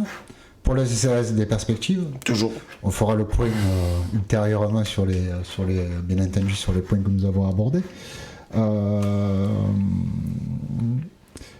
Bon, chemin faisant, le temps passe. Qu'est-ce que vous auriez aimé faire et que vous n'avez pas pu faire encore sur cette mandature, monsieur Edadji? Écoutez, sans prétention, pour le moment, j'ai réussi à faire tout ce que je voulais faire. Sérieusement. On avait voté au conseil municipal 3 antennes de la Cité des Associations. Il y en a pratiquement 2 qui vont sortir de terre. On va inaugurer un centre social à Saint-Just-Corot, un bâtiment tout neuf. On va créer la journée des centres sociaux. Pour le moment, pour se dire que je ne suis pas content d'avoir créé, tant que notre mandat n'est pas terminé, on ne peut pas dire ça. Mais pour le moment, tout va bien. Et pour être transparent avec vous, moi, Bon. Après, je me mets des objectifs aussi que je sais que je peux atteindre. Hein. Je ne suis pas là pour me dire tu vas faire décoller une fusée sur la Lune et que je sais que je ne réussirai pas à le faire. Quand je me mets des objectifs, je sais que je suis en capacité d'aller les vendre auprès du maire de Marseille et du cabinet pour qu'on puisse me donner un accord de faire les choses. Alors, et pourquoi il n'y en a pas une dans le 15e? Alors, bon, si vous me dites deuxième... De maison du village? Non, des associations. La maison des associations? Ah oui. Mais parce qu'en fait, on avait décidé de faire ça, une au nord, une au sud et une à l'est. Celle du nord, en fait, pas une dans le 15e, mais comme on voulait quand même un lieu qui était assez bien desservi et qui a un métro pas loin, à la rue de Rufy, tout en bas, rue d'Antoine, il y en a une qui est en train de voir le jour. Et je me dis, comme il y a le métro, terminus Bougainville, plus terminus parce que maintenant le terminus est devenu Gèze, 2-3, il y a le terminus du tramway, il y a le métro Bougainville. Je pense que c'est un lieu stratégique qui va réunir sur cette antenne de la Cité des Associations le deuxième, le troisième, le 15e et le 16e arrondissement en fait. Mais est-ce que vous n'avez pas peur de faire des déçus? Parce que bon... Vous n'avez pas débordé, mais je suis un peu à la limite 15e. Vous êtes toujours à la limite 15e, mais je comprends. Mais après, si j'avais mis une antenne de la Cité des Associations à la Solidarité, qui c'est qui serait venu? Pas à la Solidarité, mais même au Crotte ou à Gèze, oui. Mais... Saint-Louis, c'est pas mal, non? Saint-Louis, mais... Non, on va pas définir. Mais bon. On va pas définir, mais c'était mieux desservi. Là, on avait l'avantage. On avait l'avantage aussi d'avoir, comme je vous ai dit, le terminus du tramway, le métro. Moi, c'était comme ça que je l'avais réfléchi, le lieu.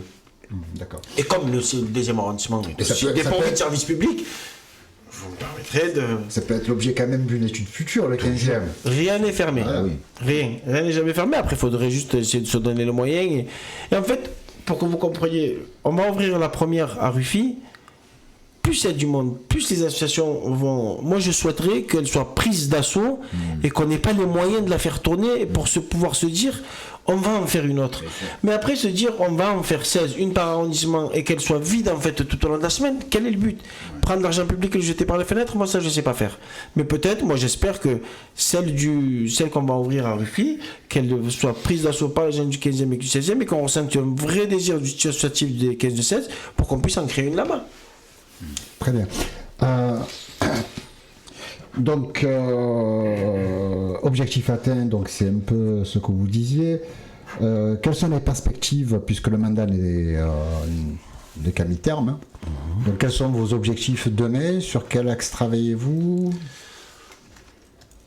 L'axe, c'est déjà d'être au plus proche de nos administrés, du associatif marseillais. L'intergénérationnel est quelque chose de très très très très important pour nous et il va y avoir un rapport au prochain conseil municipal où on a fait un partenariat par exemple avec l'EPID, où on a eu l'occasion de faire partir des jeunes de l'EPID avec des seniors de la ville de Marseille. Mais c'était vraiment deux publics et je pense qu'il fallait voir ça. Deux publics qui ne se connaissaient pas, qui ne s'étaient jamais vus parce que les personnes du CCAS n'étaient pas spécialement des jeunes des quartiers nord. Et ils ont passé en fait une journée juste magnifique. Et je pense que les jeunes ont eu une bonne expérience, les personnes âgées aussi. Et je pense qu'il faut qu'on renouvelle en fait cet intergénérationnel pour que tout le monde puisse se nourrir. Moi, ma vie, elle a été nourrie par la réussite ou l'échec des autres. Et ce que je veux pouvoir donner à ces jeunes-là, avec ces sorties intergénérationnelles déjà, c'est que pour que chacun puisse... Que les personnes âgées marseillaises puissent comprendre ce que ces gens-là vivent dans les quartiers, pour arrêter de dire il y a tout pour les quartiers, il y a tout pour les quartiers. Mais quand vous partagez, qu'on vous explique de quelle façon ces jeunes vivent, je pense que vous êtes plus clément avec eux la prochaine fois. Et de dire à ces jeunes... Vous allez être avec des personnes âgées qui sont retraitées, qui ont 60, 70, 80 ans, qui ont une histoire derrière elles.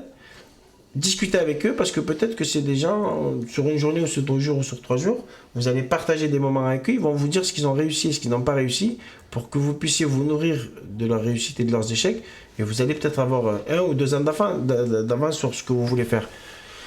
Deuxièmement, on a des zones blanches au niveau des centres sociaux. Et comme je sais que la Cabucelle et les Crottes vous sont très très chers. La Cabucelle et les Crottes font partie à la ville de Marseille de zone blanche. Après, on est en train de travailler pour savoir où on va créer un centre social. On a donné un agrément EVS à une association qui est vers l'îlot à l'art, mais il est un peu trop bas. Je pense que le centre social, il faut qu'il soit beaucoup plus haut. Et là, on travaille avec la mairie de secteur aussi. Cette décision, je ne la prendrai pas toute seule. Je ne prendrai pas toute seule cette décision. Il y a Noailles où il doit sortir un centre social aussi. On a des zones comme ça, en fait, bien identifiées. Visitation Bassins. Là aussi, on manque d'un centre social. Mais alors, justement, ça me permet de réagir à ce que vous me dites. Effectivement, l'îlot Allard est plus, on va dire, même s'il y a du logement social, il y a du résidentiel et du logement social, beaucoup de tertiaires. Mais l'îlot de précarité, effectivement, il remonte tout simplement sur le quartier que je connais bien, qui est la Cabucelle, puisque les crottes, ils vidaient peu à peu.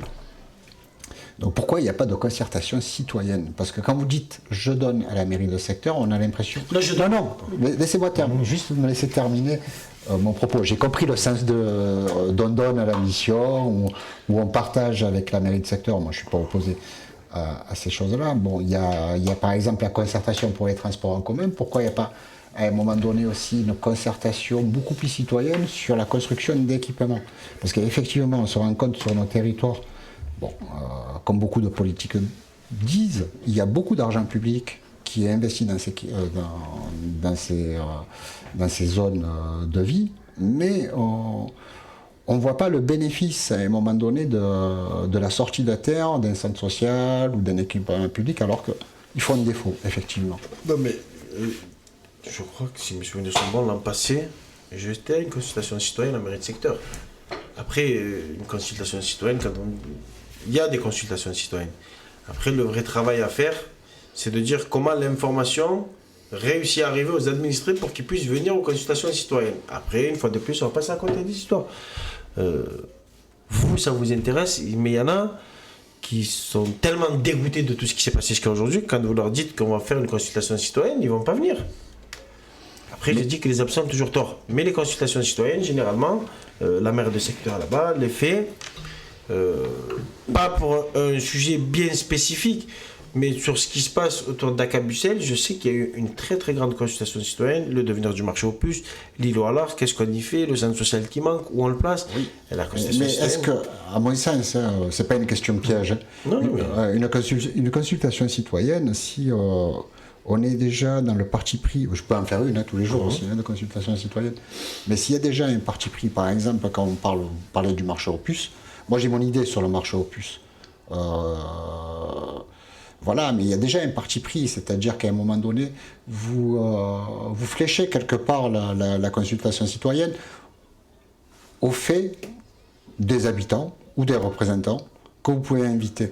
Moi je parle au sens large de l'enquête publique, c'est-à-dire à un moment donné, pour moi, une consultation citoyenne elle devrait se rapprocher beaucoup plus de l'enquête publique, c'est-à-dire qu'à un moment donné, on peut avoir une appréciation divergente du fil et le poser, par exemple, par écrit. Et à partir de ces éléments-là, regrouper à un moment donné la volonté de la population, parce qu'il y a une dichotomie entre ce qui est dit et ce qu'on peut à un moment donné faire dans le cadre d'une consultation citoyenne. Aujourd'hui, je me rends compte, au travers des échanges que je peux avoir, qu'il y a beaucoup d'opposition entre des représentants institutionnels, des représentants associatifs, avec une volonté d'une vision, je dis bien une volonté d'une vision d'une municipalité, de secteur. Je ne parle pas de la municipalité dans sa globalité. Donc, est-ce qu'il n'y a pas, à un moment donné, justement, avec cette volonté féconde de rassembler un peu tout ce qui est éparse, de venir sur ce type de participation citoyenne au sens large, sans que pour autant ce soit téléguidé ou opéré par une mairie de secteur, quelle que soit. Après, quand je parle de la mairie de secteur, moi, ou d'autres mairies de secteur, des fois, la mairie de secteur n'est que celui qui reçoit la consultation citoyenne. Mais après, la consultation citoyenne, par exemple, sur l'îlot Allard, tout ça, vous savez que c'est Euromède qui gère tout ça, et toujours pareil. Il y a la volonté que nous on veut y donner, il y a ce qu'on veut y faire, et il y a la personne qui est vraiment décisionnaire de ce qu'il va y faire. Après, le vrai travail, c'est comment on mobilise vraiment, parce que c'est la chose la plus compliquée, c'est de mobiliser vraiment les gens pour qu'ils viennent y participer. Vraiment. Le plus compliqué, c'est ça. C'est comment on mobilise les gens pour qu'ils viennent. Quand on fait une consultation citoyenne et que vous avez 10 personnes, elle n'est pas représentative. Mais elle n'est pas représentative. Après, comme je dis toujours, les absents ont toujours tort. Je suis Vous d'accord. ne pouvez pas ne pas venir et de dire vous avez décidé à notre place. Bah, des fois, on la prend dans la province. Je sais. Mais vous, encore vous la prenez dans la province. Mais il y en a qui apprennent rien du tout, ils arrivent, ils voient quelqu'un qui va construire. Mais est-ce que tout le monde sait qu'il y a un futur tramway qui va partir de Gèze, qui va monter, qui va couper par le boulevard Méditerranée, qui va monter par jusqu'à...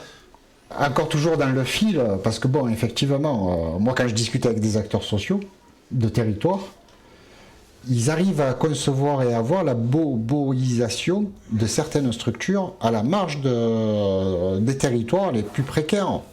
Donc comment, à un moment donné, bon, même si c'est au remède, comment ces associations-là, je ne dis pas qu'elles sont légitimes, comment faire pour qu'elles n'aient pas, un sentiment d'injustice? Parce que bon, elles sont là depuis 30 ans, elles vivent avec de la misère, et elles voient arriver d'autres structures avec des moyens, des locaux, et qui ne s'adressent pas en particulier aux habitants de ces quartiers populaires, dits populaires. Comment on peut corriger? C'est simplement la correction. Il faut la correction, mais après, quand il y a une place qui est vide, et que quand vous ne prenez pas la place qui est vide devant vous, il ne faut pas reprocher aux autres de venir la prendre. Hein. Oui, mais ils n'ont pas les réseaux. Ils n'ont pas les réseaux, mais je pense qu'aujourd'hui, tout tissu associatif, il y a des élus aujourd'hui qui arrivent à comprendre et que ce discours, ils l'entendent. Moi, le premier. Oui, mais il leur renvoie au discours que tout à l'heure vous disiez, qui peut être à un moment donné un discours partisan. C'est-à-dire à un moment donné, comment dire ça, de manière équilibrée. Alors j'ai déjà de manière équilibrée, c'est-à-dire qu'à un moment donné, soit vous êtes autonome, libre dans votre démarche, avec votre cheminement propre, avec votre travail, votre effort, les bénévoles, les salariés, soit vous appartenez. C'est cette appartenance-là que certaines associations refusent. Alors dans ce cas-là, comment faisons-nous? Monsieur Mesbaï, je vais vous expliquer un truc. Et je ne voulais pas dire ça. Non, la parole est libre. Je suis un enfant des quartiers nord. Je suis né dans le 15e arrondissement. Je vis encore dans le 15e arrondissement. J'ai étudié dans le 15e arrondissement. Il n'y a pas une association du 15e arrondissement, depuis que je suis adjoint au maire en charge de la vie associative, qui m'a interpellé pour de l'aide. Pas une. 15, 16, pas... Non, mais je vous le dis, parce que là, je vous parle avec les tripes. Pas une. Alors, quand on vient se plaindre, moi, on a le droit de se plaindre. Mais quand on a reçu une fin de non-recevoir, mais tu peux pas te plaindre en fait quand tu n'as jamais rien demandé. Moi, quand je suis les réseaux sociaux et qu'on dit la nouvelle municipalité n'a jamais rien fait pour nous. Oui, mais est-ce que tu as déjà interpellé la nouvelle municipalité? Est-ce que tu as déjà demandé à rencontrer l'élu que tu connais parce que tu as été au collège avec lui, au lycée avec lui, ou que tu vois tous les matins au bar, au café? Jamais. Bon, très bien. Alors, non mais parce qu'après, si ça peut être entendu, il faut que ça arrive. Parce qu'on ne peut pas nous reprocher à nous, c'est pas un reproche. pas vous, mais l'étudiant associatif de ces quartiers-là ne peut pas reprocher aux élus que nous sommes de ne pas être à leur disposition quand eux-mêmes ne font pas la démarche de venir nous voir. Bon, mais ça, c'est le message sera donc transmis au travers. Parce que ces associations-là, en fait, sont beaucoup plus dures avec nous qu'avec les autres. Hein. Moi, on m'a dit des fois, mais pourquoi tu viens pas nous voir? Mais c'est parce que je sais pas, moi, quand je dois venir te voir. Est-ce que je dois venir mardi à 14h, à 18h? Invite-moi, fais-moi un mail. Ah non, mais je vais pas vous faire un mail. Mais pourquoi tu me ferais pas un mail? Donc, pourquoi moi, j'ai pas le droit, en fait, de recevoir d'une association de ces quartiers-là un mail, quand à l'époque, vous faisiez des mails à tout le monde? Donc, imaginons, demain, oui, on peut faire une concertation avec la ville de Marseille, au travers de son élu, vous, sur les possibilités de financement, sur les possibilités de construction de projets qui soient à un moment donné de l'intérêt collectif. Moi, si vous faites, je vais aller beaucoup plus loin. Si demain vous décidez de mettre un tissu associatif, peu importe d'où il arrive, si vous connaissez 5, 10, 15, 20 associations, si vous n'avez pas de locaux, on trouve un local où le faire. Si vous avez besoin d'un centre social, on appelle un centre social pour recevoir tout le monde. Si vous avez de quoi recevoir, et moi, si on cale la date, le jour et l'heure, je viens avec tous les services de la ville de Marseille concernés, et on prend 2 heures, on fait un PowerPoint, on explique, on prend les contacts, on les met en contact avec tout le monde, et plus personne ne pourra se plaindre. Bon. Mais après, faudrait-il le faire? Ben, rendez-vous pris. Avec nos auditeurs associatifs. J'espère. Moi, si j'ai 10 associations ou 15 qui me disent, Monsieur Dadier, on a besoin de vous rencontrer, on les reçoit à la cité des associations, on fait venir les services, et on discute. Et je l'ai fait plusieurs fois. Et j'ai renvoyé des mails à tout le monde qui m'ont interpellé, même ne serait-ce qu'une seule fois quand on fait des trucs à la des associations et quand je vois en fait les associations qui sont déplacées, eh ben, les gens ne viennent pas. Je peux pas envoyer un Uber à tout le monde, quoi. Très bien. Alors, on va arriver au clap de fin parce que il faut bien une fin à tout. Bon, on va dire à l'épisode. Ah oui. Au premier épisode en tout cas. Le clap de fin, je vais laisser la parole à Mohamed pour la dernière série de questions. Moi, en fait, Monsieur Dadi, je voulais vous poser des questions un peu plus personnelles et pas forcément liées à la politique. Je voulais savoir, en fait, si vous aviez des films, des auteurs, des livres, des chansons ou, dont vous pourriez nous parler, qui vous ont marqué ou que vous avez bien aimé, que vous voudriez nous faire partager. Des films, des livres parce que depuis quelque temps, je me suis mis à la lecture. J'ai quelqu'un qui m'a donné, deux personnes qui m'ont donné l'envie et le désir de lire. Là, je suis en train de lire en fait les lettres à Anne. C'est Anne Pinjot qui a sorti toutes les lettres que François Mitterrand lui a envoyées de 62 à 95. C'est un petit peu un féru d'amour, c'est juste magnifique. Le dernier livre que j'ai lu, c'est Albert Cohen, Ô vous frères humains. J'ai lu aussi un livre de Guy Lui, qui est très bien, et j'invite les gens à le lire. Pour les films, j'ai pas de film préféré en fait, mais je suis très film français. Film français. Très film français. Lequel, celui qui vous a le plus marqué ou que vous avez bien aimé? Vous avez vu Le dernier film français, je crois que c'était Intouchable. C'était pas mal celui-là. Intouchable. Ouais. Avec Omar Sy. Avec Omar Sy. Le fameux tirailleur. Le fameux tirailleur là. C'est vieux, mais c'est un des films que j'ai apprécié. Est-ce qu'il y a des personnes qui vous ont influencé dans votre vie, indépendamment de vos parents? Ceux qui vous ont vraiment marqué. Est-ce qu'il y a une personne qui vous a marqué? Ben, moi, la pas personne forcément politique, mais enfin, peu importe. Ou que vous avez connu, ou que vous avez admiré. Ben moi, la personne qui m'a donné l'envie de faire de la politique, je crois que c'est... Après mon père, c'est lui, quoi. Si je suis là en train de discuter avec vous de politique, c'est parce que cette personne est arrivée dans ma vie, quoi. S'il n'y avait pas lui... je ne vais pas le citer. Non, je ne vais pas le citer. Alors, une personne que vous admirez? Vous savez, j'ai beaucoup d'admiration pour le maire de Marseille. Sincèrement. Pour l'actuel? L'actuel maire de Marseille, j'ai beaucoup d'admiration parce que c'est quelqu'un de très cultivé, très intelligent, très attentionné. C'est quelqu'un qui est beaucoup dans la transmission. Et moi, le maire de Marseille, aujourd'hui, hormis la politique et la gestion de la ville ensemble, c'est quelqu'un qui m'apporte beaucoup parce qu'il est toujours bienveillant avec des conseils et tout ça. Et beaucoup de gens ne le connaissent pas, mais moi, j'ai la chance aujourd'hui de le connaître un petit peu comme ça. Et c'est vraiment quelqu'un il fait partie de ces deux personnes en fait qui m'ont donné l'envie de lire.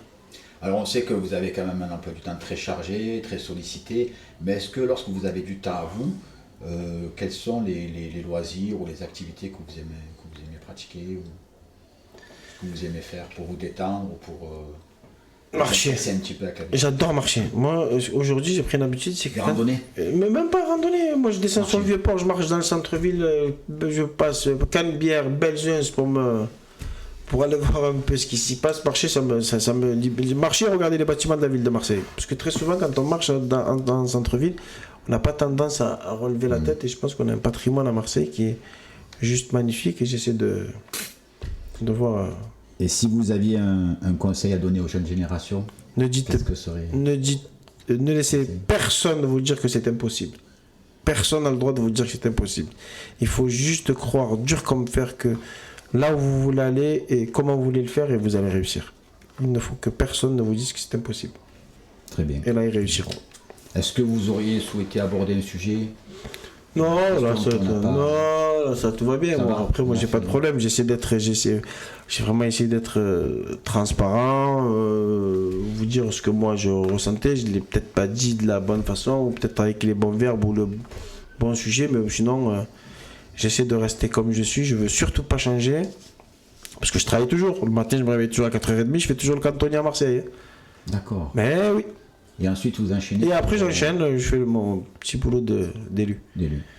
Voilà. Ça vous fait des grosses journées, ça. Très grosses journées, mais comme c'est passionnant ce que je fais, surtout l'après-midi, j'arrive à trouver la ressource et la force de tenir. Écoutez, je vous remercie pour ce qui me concerne. Alors, juste un petit rappel sur Radio Salem. Donc, vous pouvez nous retrouver, bien entendu, sur Facebook, Radio Salem en visio et en audio. Vous nous retrouverez également en téléchargement après téléchargement de l'application, donc sur Radio King. Et également sur téléchargement en visio et en audio sur Twitch. Donc Radio Salem, la radio est un service essentiel, une radio qui nous ressemble. N'hésitez Merci pas de votre écoute. à nous faire part de vos remarques, questions, interrogations que nous transmettrons avec plaisir à M. Dadji, adjoint au maire. Donc, qui j'espère reviendra. Ah bon, vous pouvez faire même de la pub. aedadji@marseille.fr. Si vous êtes une association, voilà. Vous pouvez m'écrire, vous pouvez le mettre sur le site, pas de problème, je suis à votre disposition. Merci. Merci à vous et longue vie infiniment. à Radio Salem. Merci beaucoup.